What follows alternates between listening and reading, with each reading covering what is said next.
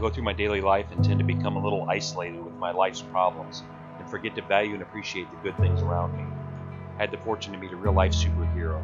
He's 7 years old. His name's Abel, and this is his story.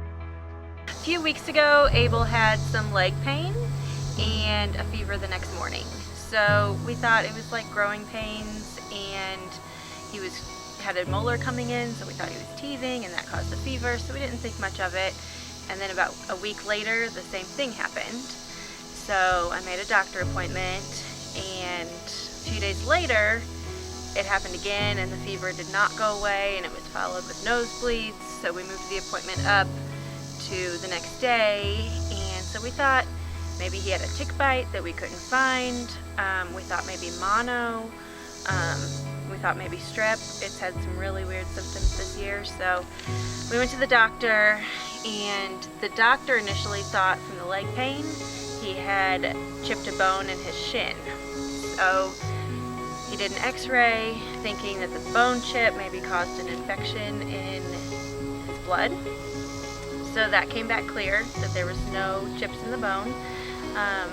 So he went and did some blood work, and him and the hematology oncologist here at JCMG went and looked at the blood under a microscope, and then they came upstairs and said, you need to get this little boy to Women's and Children's in Columbia now. He has some form of leukemia. We don't know what type, we don't know how severe, but you need to get to the hospital now. So he said, do you want me to take Abel out of the room so you can scream?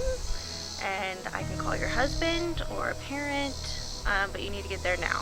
So I collected myself, and I called Rusty, and we both went to the hospital. We went to Women's and Children's in Columbia and went to the emergency room, and they started all the testing, and they told us he has acute lymphoblastic leukemia, which is type B.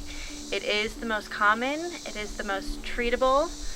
There's a 95% survival rate, so we just pray that we're not one of the 20. So